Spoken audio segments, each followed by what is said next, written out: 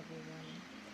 I hope you all are aware that when I say I pray all is well, I genuinely mean that.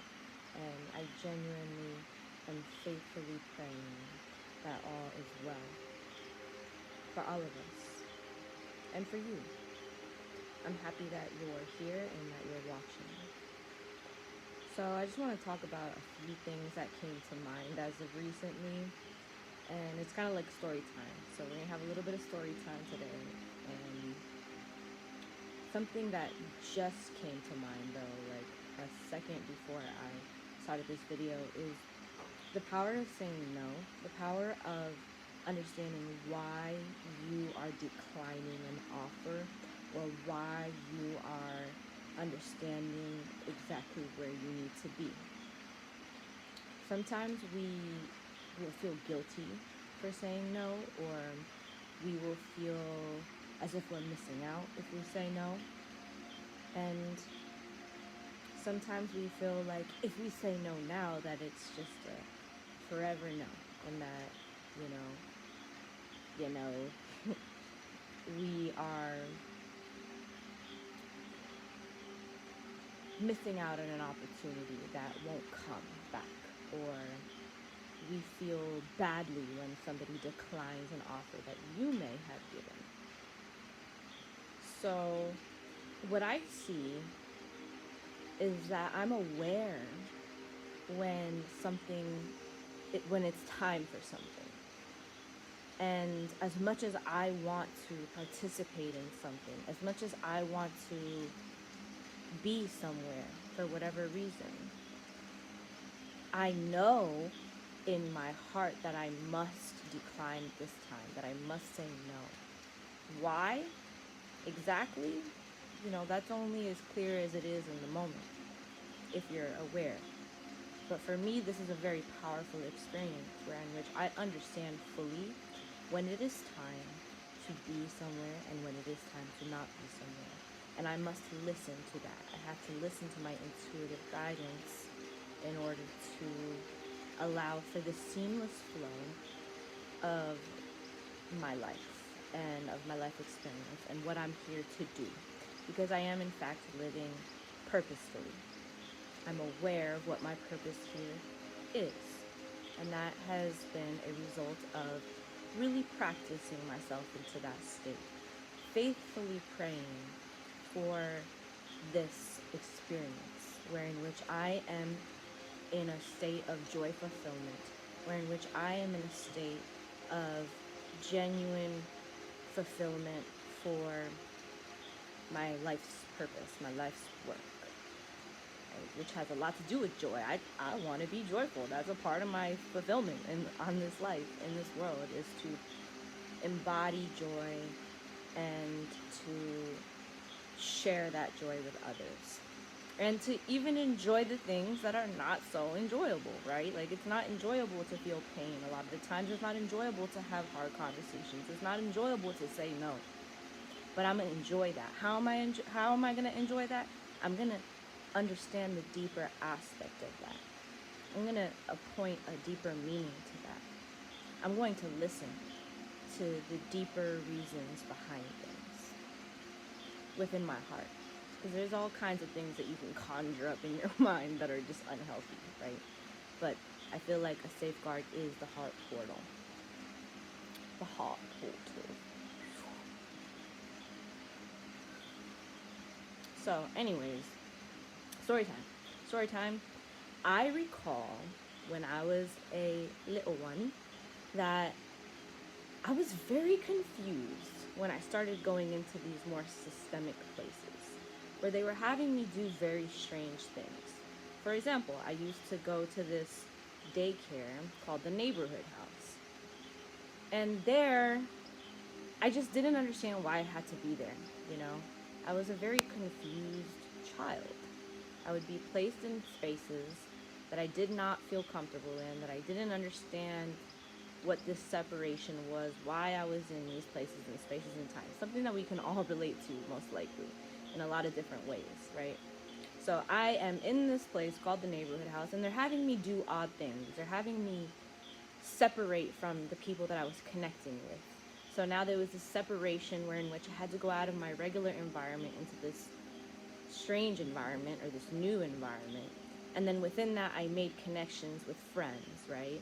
And they would separate us within that. So there's another layer of separation that occurred, which made me very uncomfortable because I already felt uncomfortable in that space, and I felt comforted by another being, by the presence of a friend that I made.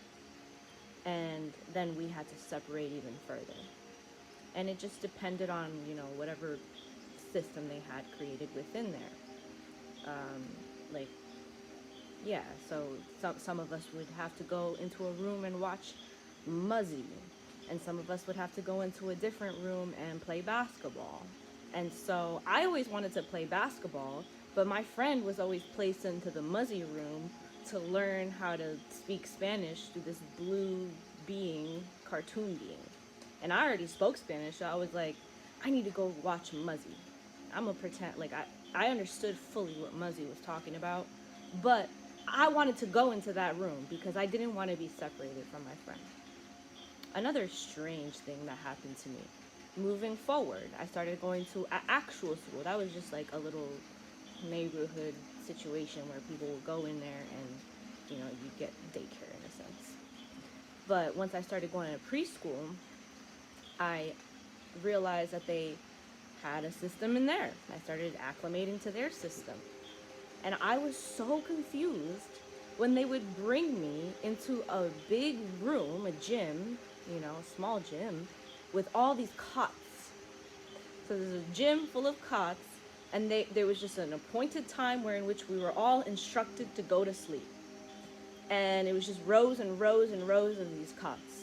And I was just so confused and resistant to this. They would not make me fall asleep. I could not be made to fall asleep. I was not going to fall asleep. I would stay in there. I would sit on the cot and be like looking around like, what is going on? And so being that I was as resistant as I was, I clearly remember them having to remove me from this space because I was a distraction to the sleep room, right? And, respectfully as possible, I was declining. I said no to this situation in which I was instructed to sleep at a specific time on top of the time that I was already instructed to sleep, right? Like being at home. And I don't even remember that part. I don't remember, how my parents operated in that respect, or if they even did. So that may have contributed to me and my resistance in that kind of an energy. But regardless, that was another strange experience. Something else that came up when I was in this new system, right? The school, the preschool. They would always give us milk and cookies. And they were very adamant about me drinking the milk. And you could tell that their energy was like, they really wanted you to drink the milk. Now, I did not like the milk, nor did I want to drink the milk. I loved the cookies, though. I was all about the cookies, but the milk was weird. I was just like, I'm not trying to drink this milk. But they were like, drink your milk, right? And so what I would do is I would sneak away. I would take my little cup of milk. And I knew I had to do this every day. I didn't like the feeling of knowing that I had to do this, but I did it anyways because I was not gonna drink the milk. So I took the milk and I traveled all the way to this little corner where I knew I wasn't supposed to go by myself to this tree, and I would pour the milk at the base of the tree. And this was like a ritual, a milk ritual. Fast forward, now I'm in kindergarten. And now the other strange thing, that there's so many weird things that did not resonate with me and my soul and my ability to say yes to that. So here I am, and they want me to learn how to write Roman numerals. I was not fucking with the Roman numerals, Every day we had to open our little composition books and transcribe these Roman numerals and remember them. And every day, my goal was to go into that seat and pretend like I was writing Roman numerals as to not be bothered to write them. Because I did not want to. It was very uninteresting to me. I didn't understand why. It gave me no feeling of substance. I did not understand why I was to do this. And so, for whatever reason, I recall having deep-seated resistance to learning how to do this. I just didn't care. I really could care less about that experience. But it gave me more anxiety, you know, like initially the cots, sleeping, it was easy for me to operate in there. And then, you know, the whole milk thing, that was easy for me to navigate relatively. It kind of freaked me out a little bit. But once it started getting more serious, I was like, I didn't like the feeling of dreading going to school and having to pretend like I was going to write the Roman numerals, but I knew damn well that I wasn't going to write them. And one blessed day, my mom walks into this class that I'm in, and I'm in the process of avoiding this at all costs, no matter what. And my mom says, "We're leaving." And I'm like, hallelujah, my prayers have been answered. I didn't even know I was praying for this, but my prayers were answered. My mom picked me up, and she told me we were leaving the school and that we were never coming back. So in my mind, I was like, we did it. Success, right? And yeah, that's my story. That's all I wanted to share with you guys today. It's just for you to receive whatever it is that you may have received from that. But I genuinely pray that all is well. Make sure that you look at the links in the description, and make sure that if you ever have a feeling where, you know, you're going throughout your life and something comes to mind, like you think of this video or you think of my YouTube channel and you're like, you feel this pull to it, I encourage you to go ahead, go onto my channel and pick whatever video calls out to you. Just explore the description links. Pick whatever link you feel called to participate in, and allow that to lead you down a lovely rabbit hole into your joy fulfillment. One more thing I want to share though before I go. Rabbit. So I remember the whole sleep situation. They would pull me out and they would bring me to this office. And I saw this bunny. So this office always had this white bunny in the corner of the office. And I was just so fascinated by it. Imagine like just going into your school office, very, very small preschool, and seeing a white bunny in the corner of the room. There's no cage around it. It's just sitting on top of a trash can, chilling. And I just had so many questions about this white bunny. I couldn't get this white bunny out of my head. Now, fast forward like, I don't know, 12, 13 years. My neighbor at that time when I was living in that place, although they weren't family, they were family, right? So they were attending that school, and I had to pick them up from that school.